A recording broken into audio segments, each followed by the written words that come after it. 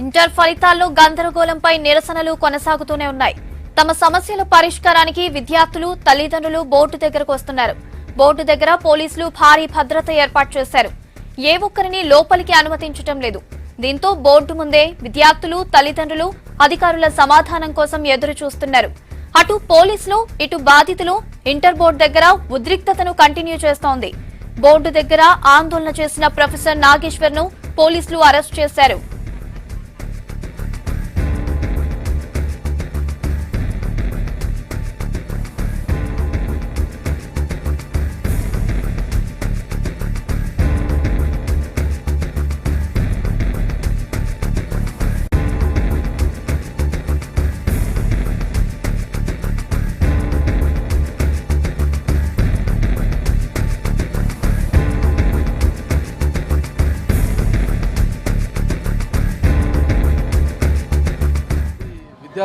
విద్యార్థులకు సంబంధించిన విద్యార్థి సంఘాలు అట్లాగే డైరెక్ట్గా విద్యార్థుల పేరెంట్స్ల అరెస్టులు కంటిన్యూ అవుతున్నాయి.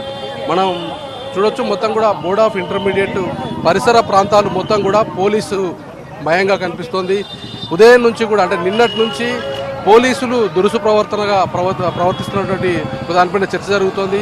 విద్యార్థుల్ని ఎవరైతే ఇంటర్మీడియట్ విద్యార్థులు డైరెక్ట్గా విద్యార్థుల తల్లిదండ్రులు కూడా లిఫ్ట్ చేస్తూ అరెస్ట్ చేస్తూ అక్రమ అరెస్టులకు పాల్పడుతున్నట్టు కూడా ఒక విమర్శ వినిపిస్తుంది. ఇప్పటికీ కూడా అదే కంటిన్యూ అవుతుంది. కేవలం విద్యార్థి సంఘాలే కాదు, డైరెక్ట్గా పేరెంట్స్ తల్లిదండ్రులు వచ్చినా సరే వాళ్ళను ఉపేక్షించడం లేదు.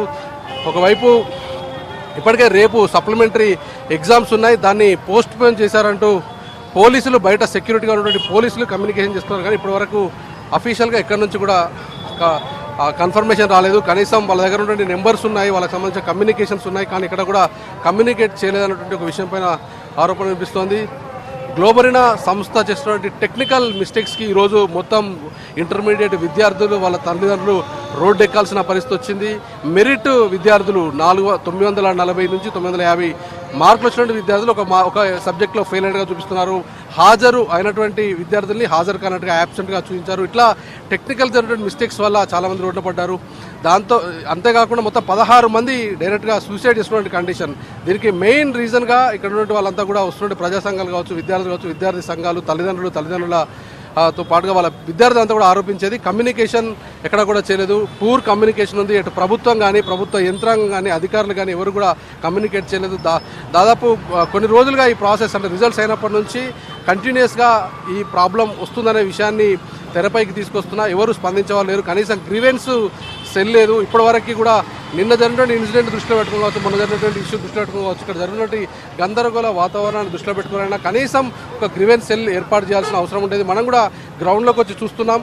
ఈ రోడ్డు ఒకసారి చూడొచ్చు. మొత్తం అంటే ఎక్కువ మంది విద్యార్థుల తల్లిదండ్రులు చాలా ఏరియాస్ నుంచి, నగర శివార్ల నుంచి, వేరే డిస్ట్రిక్ట్స్ నుంచి కూడా ఇక్కడికి వచ్చి వాళ్ళకు ఉన్న సమస్య చెప్పుకోవడానికి వాళ్ళు డైరెక్ట్గా అధికారులు లేదంటే ఎవరైనా సెల్ ఉంటే అక్కడికి వచ్చి వాళ్ళ సమస్యను చెప్పుకోవడానికి హాల్ టికెట్లను దానికి సంబంధించినటువంటి రిజల్ట్ సంబంధించినటువంటి ప్రతుల్ని వాళ్ళ డిజాక్స్ని తీసుకొని వచ్చి అధికారులు కలవడానికి వచ్చారు. కానీ ఇక్కడికి వచ్చేసరికి పోలీసులు లిఫ్ట్ చేస్తున్నారు, పోలీసులు అరెస్ట్ చేస్తున్నారు. ఈ ప్యానిక్ సిచ్యువేషన్ని వాళ్ళు చూడలేకపోతున్నారు. దాదాపు ఇంటర్మీడియట్ స్టూడెంట్స్ అంటే 17 సంవత్సరాల విద్యార్థులు వాళ్ళకి ఇంకా ఎక్కువగా సొసైటీ మీద కానీ ఇక్కడ పరిస్థితుల మీద కూడా ఎక్కువగా అవగాహన ఉండదు. కేవలం చదువుకోవడం తప్ప వాళ్ళకు వేరే వ్యాపకాలపైన దృష్టి ఉండే అవకాశం ఉండదు. అలాంటి వాళ్ళను అరెస్ట్ చేయడం వల్ల, వాళ్ళను దురుసుగా ప్రవర్తించి వాళ్ళను లిఫ్ట్ చేయడం వల్ల కొంత ప్యానిక్ సిచ్యువేషన్ ఏర్పడుతుంది. ఎస్ఎస్సి అయిపోయిన తర్వాత ఇంటర్మీడియట్ అనేది ఒక యూటర్న్ కింద మనం చెప్పవచ్చు. అక్కడి నుంచే ఇంజనీరింగ్ కావాల్సినటువంటి విద్యార్థి వాళ్ళ ఒక ఆప్షన్ సెలెక్ట్ చేసుకొని బీటెక్ వైపు వెళ్ళాలా, లేదంటే ఎంబీబీఎస్ వైపు వెళ్ళాలా, లేదంటే మరేదైనా కోర్సెస్కి వెళ్ళాలా, అబ్రాడ్లో ఉన్నటువంటి ఎడ్యుకేషన్కి వెళ్ళాలంటే ఒక ఆప్షనల్ సంబంధించినటువంటి ఒక యూటర్న్ తీసుకున్నటువంటి టైం ఇది. అట్లాంటి ఇంటర్మీడియట్ దాంట్లో అవకతవకలు జరగడం, మెరిట్ స్టూడెంట్లకి ఫెయిల్ అయినట్టుగా చూపెట్టడం, హాజరైన విద్యార్థులు యాబ్సెంట్గా చూపెట్టడం, మొత్తం టెక్నికల్ మిస్టేక్స్ గ్లోబరీనా చేసినటువంటి మిస్టేక్స్ జరిగిన తర్వాత కనీసం ఆ మిస్టేక్ జరిగినటువంటి గ్లోబరీనా సంస్థ పైన ఒక దర్యాప్తుకు ఆదేశించడం కానీ, నిజంగానే మిస్టేక్స్ ఎక్కడ జరిగినటువంటి ఫైండ్ అవుట్ చేయడం కానీ ఇలాంటిది ఎక్కడ జరగలేదు. జవాబుదారీగా ఉండాల్సినటువంటి అధికార యంత్రాంగం స్పందించకపోవడం వల్లనే ఇంత అఘాయిత్యం జరిగిందనేది వాళ్ళ ఆరోపణ. కనీసం ఇంత జరిగిన తర్వాత రేపు సప్లిమెంటరీ ఎగ్జామ్స్ ఉన్నాయి, లేదంటే ఫర్దర్గా ఎగ్జామ్స్ రాయాలి, లేదంటే జరిగినటువంటి మిస్టేక్స్ ఎక్కడ మిస్టేక్ జరిగింది, లేదంటే రీవెరిఫికేషనా, రీవాల్యుయేషనా, లేదంటే రీకౌంటింగ్ ఏదో ఒక ఆప్షనల్ కింద పెట్టి ఒక ఫామ్స్ ఇవ్వడం, లేదంటే ఒక సెల్ ఏర్పాటు చేయడం, విద్యార్థులు డైరెక్ట్గా నేరుగా మాట్లాడేందుకు కొంతమంది వాలంటీర్లన్నా ఏర్పాటు చేసి కనీసం రోడ్లపైనో లేదంటే వాళ్ళని అడ్రస్ చేయడానికి ఎక్కడో ఒకరు ఉండాలి. కానీ ఎక్కడ కూడా ఆ వాతావరణం కనిపిస్తలేదు. వచ్చిన వాళ్ళంతా కూడా ఏదో సమస్య కోసమో, లేదంటే ఒక గ్రామం నుంచి వచ్చిన వాళ్ళు, లేదంటే ఒక రైతులకు సంబంధించిన సమస్యలో, లేదంటే ఒక పాలసీ మీద వచ్చినటువంటి వాళ్ళు కాదు. డైరెక్ట్గా వాళ్ళు డైరెక్ట్ బెనిఫిషియర్స్, ఎడ్యుకేషన్ చదువుకున్నటువంటి విద్యార్థులు ఇంటర్మీడియట్ చదువుతున్న క్రమంలో వాళ్ళ మార్కులు అవకతవకలు జరిగాయి, మొత్తం ప్రింటింగ్ మిస్టేక్స్ కావచ్చు, టెక్నికల్ మిస్టేక్స్ జరిగాయి. కాబట్టి డైరెక్ట్గా వాళ్ళు అప్పీల్ చేసుకోవడానికి వచ్చారు. వాళ్ళను వచ్చినటువంటి విద్యార్థుల్ని ఒక నేరస్తుల కింద, లేదంటే వాళ్ళని ఒక డీగ్రేడ్ చేస్తూ మొత్తం కూడా డీల్ చేస్తున్నటువంటి కండిషన్ కనిపిస్తుంది. కనీస వసతులు కూడా ఇక్కడ లేవు. మంచినీళ్ళు కావచ్చు, లేదంటే ఎండాకాలం కాబట్టి కనీసం మంచినీళ్ళు, లేదంటే వాళ్ళను ఒక గైడ్ చేసి వాళ్ళకు కౌన్సిలింగ్ చేసో, లేదా అక్కడ కూర్చోబెట్టి ఒక 10 మంది 20 మంది విద్యార్థులు ఉంటే ఒక దగ్గరికి పిలిపించి, అధికారులు కాబట్టి వాళ్ళు కనీసం పిలిచి కౌన్సిలింగ్ చేసి ఫలానా ఏరియాకి వెళ్ళండి, ఫలానా కమ్యూనికేట్ చేశారు, యంత్రాంగం స్పందిస్తోంది, దీనిపైన సప్లిమెంటరీ ఎడ్యుకేషన్ సంబంధించిన దానిలో రేపు ఉన్నటువంటి ఎగ్జామ్స్ పోస్ట్పోన్ చేశారా లేదా, చాలా విషయాల్ని కనీసం కమ్యూనికేట్ చేయడానికి ఒక అధికారి, ఇంటర్మీడియట్ బోర్డు తరఫున ఉన్నటువంటి ఒక్క అధికారి అంటే ఒక అధికారి, ఒక వాలంటీర్ అంటే ఒక వాలంటీర్ ఇక్కడ కనిపించట్లేదు. డైరెక్ట్గా విద్యార్థుల తల్లిదండ్రులు వస్తున్నారు, వాళ్ళ ఆవేదన చెప్పుకుంటున్నారు. మీడియాకు అడ్రస్ చేస్తే ఇక్కడ నుంచి అరెస్ట్ అయ్యి వాళ్ళని కొంతసేపు ఎక్కువ సమయం ఉండి వాళ్ళు ఒకవేళ వాయిస్ చెప్పినా, మీడియాతో మాట్లాడినా, వాళ్ళు వాళ్ళ ప్రొటెస్ట్ చెప్పే ప్రయత్నం చేసినా వాళ్ళు ఇమీడియట్గా లిఫ్ట్ చేస్తున్నారు. లిఫ్ట్ చేసి పోలీస్ స్టేషన్లకు తరలిస్తున్నారు. అంటే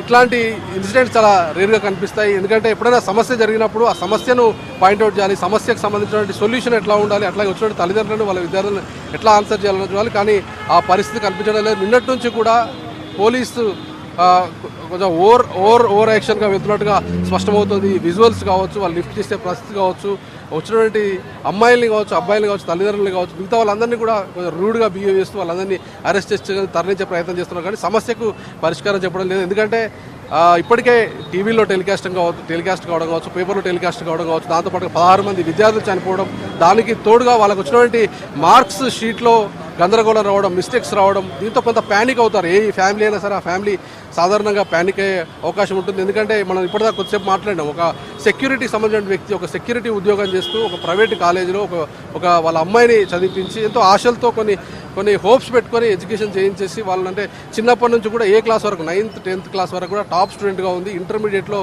ఫుల్ మార్క్స్ ఇచ్చి, కొన్ని సబ్జెక్ట్లో 90 అబోవ్ మార్క్స్ ఇచ్చి ఒక సబ్జెక్ట్లో ఫెయిల్ చూపించారు. అంటే అది టెక్నికల్ జరిగిన మిస్టేక్. రేపు సప్లిమెంటరీ ఎగ్జామ్ రాస్తే కూడా అది సప్లీ కింద ఎక్స్పోజ్ అవుతుంది అనేటువంటి ఒక ఆవేదన వ్యక్తం చేస్తున్నాడు. సో ఒకరిద్దరి సమస్య కాదు, ఎన్నో కుటుంబాలకు సంబంధించిన సమస్య ఇది. ఎంతోమంది విద్యార్థులకు సంబంధించిన భవిష్యత్తుకు సంబంధించిన సమస్య. దీన్ని చాలా ఈజీగా, చాలా టెక్నికల్గా, అంటే ఒక స్టేట్మెంట్స్ ఇచ్చి, లేదంటే ఒక ప్రెస్ నోట్ రిలీజ్ చేసి మాత్రం వదిలేస్తున్నారు. కానీ గ్రౌండ్ లెవెల్లో, రూట్ లెవెల్లో సమస్యను అడ్రస్ చేయడం లేదనేది ఇక్కడ ఉన్నటువంటి విద్యార్థి సంఘాలు కావచ్చు, ఇక్కడ వచ్చినటువంటి ప్రజా సంఘాలు కావచ్చు, అట్లాగే విద్యార్థులు మొత్తం కూడా వాళ్ళు ఆరోపిస్తున్నటువంటి కండిషన్ కనిపిస్తుంది. ఒకసారి ఈ ప్రెమిసెస్ కూడా చూద్దాం. మొత్తం అంటే నిన్నటి నుంచి కూడా ఇక్కడ ఇదే కండిషన్ ఉంది. ఇంటర్మీడియట్ బోర్డు కార్యాలయం ముందు మొత్తం కూడా జనాలు బాగుతున్నారు. అరెస్టులు 30-40 మందిని అరెస్ట్ చేస్తూ పంపిస్తున్నారు. అయినా కానీ విద్యార్థులు ఇంకా వస్తూనే ఉన్నారు. ఇప్పటికే హైకోర్టులో కూడా మధ్యాహ్నం పిటిషన్ ఉంది, దీనిపైన విచారణ కూడా ఉంది. మెయిన్గా డైరెక్ట్గా అంటే 16 మంది విద్యార్థుల మరణానికి ప్రత్యక్షంగానో పరోక్షంగానో విద్యాశాఖ సంబంధించిన అధికారులు, ఈ గ్లోబరీనా సంస్థ టెక్నాలజీ సంబంధించిన సమస్య, వీళ్ళంతా కూడా కారణం అయ్యారనేది వాళ్ళు దాంట్లో పిటిషన్ మెన్షన్ చేశారు. దాంతోపాటుగా దీనికి జవాబుదారీగా మొత్తం కూడా వాళ్ళు క్షమించాలి. చెప్పమ్మా. I got less marks in Math B, so I expect I should get good marks. I have got, this is my marks list. Can you explain? I got 33 in Math A, but I got only 8 marks in. I expect to get more marks. In economics 95. I got in all the subjects I got 90 good marks. yeah? Yes, So more than 90. Only in mathematics B. So you are poor in mathematics? No, I expect that I should pass. Even if I don't get good marks, I should pass. Have you approached anybody? Yes, I have approached evaluation for it. They received your application? Yes. What they are saying? They are saying again to write exam in May. So you will be in supply, no? Yes. So in that time they will give supply marks or? I don't know. But I want that my paper should be recorrected. Even I have the same problem. I don't think so. I need to fail in any subject. That I got 9 and 10 in maths A and B because I know that last time I got very good marks. That too I scored 83%. But this time I got very less marks. Though the paper was tough, I should not fail because that is not my capability. My capability is high. I should not fail. The paper was tough. I'm sister. ఇది అంటే డైరెక్ట్గా students address చేస్తున్న condition చూసినాం మనం. ఒక paper ఆమె ఇంతకుముందు వీడియోలో చూపెట్టింది మనం చూసి మొత్తం మార్క్స్ అన్నింటికి కూడా 90 ఎబో మార్క్స్ వచ్చినాయి. కానీ మ్యాథ్స్ 1 పేపర్ సెకండ్ పేపర్ రెండు కూడా 35 మార్క్స్ ఒక దాంట్లో దాంట్లో ఫెయిల్ చూపెట్టారు. అంటే సరాసరి 60% పడిపోయింది. ఒక విద్యార్థి బిలో యావరేజ్ ఉంటారు, లేదంటే ఎబో యావరేజ్ ఉంటారు, లేదంటే క్లెవర్ స్టూడెంట్ ఉంటారు. ఆమె మార్క్స్ చూస్తే మనకు 90 ఎబో ఉంది కాబట్టి ఆమె ఎబో క్లెవర్ స్టూడెంట్గా చెప్పొచ్చు. సో డిస్టింక్షన్ కంటే కూడా ఎబో మార్క్స్ ఉన్నటువంటి స్టూడెంట్. అట్లాంటి స్టూడెంట్స్ కూడా ఫెయిల్ మార్క్స్ చూపెట్టారు. దీంతో వాళ్ళు డిప్రెషన్కి వెళ్తారు. సాధారణంగానే ఆ ఏజ్ గ్రూప్లో వాళ్ళకి ఇమీడియట్గా ఏం చేయాలో అర్థం కాదు. పేరెంట్స్తో షేర్ చేసుకోవడానికి కండిషన్ ఉంటుంది. కార్పొరేట్ కాలేజెస్లో చదువుతున్న కండిషన్ ఉంటుంది. తోటి విద్యార్థులతో కంపారిజన్స్ ఉంటాయి. ఒకరు పాస్ అవ్వడం, ఒకరు ఫెయిల్ అవ్వడం, ఒకరు ఎక్కువ మార్కులు రావడం, ఈ కంపారిజన్స్ ఎక్కువగా ఉంటాయి. సో అట్లాంటి టైంలో డిప్రెషన్కి వెళ్ళడం, లేదంటే ఒకవేళ తల్లిదండ్రులు కానీ వాళ్ళ సమక్షంలో లేకుండా ఏదైనా హాస్టల్స్లోనో దూర ప్రాంతాల్లో ఉంటే సూసైడ్ చేసుకునే ఇన్సిడెంట్లు కూడా ఉంటాయి. హైదరాబాద్ సిటీ అవుట్స్లో జరిగినటువంటి 2-3 ఇన్సిడెంట్లు కూడా అదే కండిషన్. ఎందుకంటే తల్లిదండ్రులు ఏమో ఊర్లో ఉన్నారు, వాళ్ళను హాస్టల్స్లో వేశారు, కాలేజ్ డే కాలర్ కింద ఉన్నారు.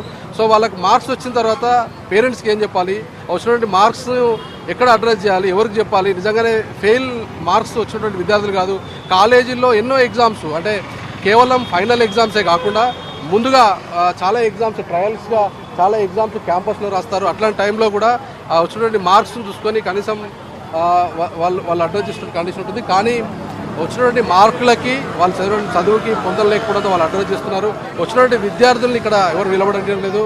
ఇది ఇంటర్మీడియట్ బోర్డు దగ్గర ఉన్నటువంటి latest updates. Over to you. Right, thank you Sampath.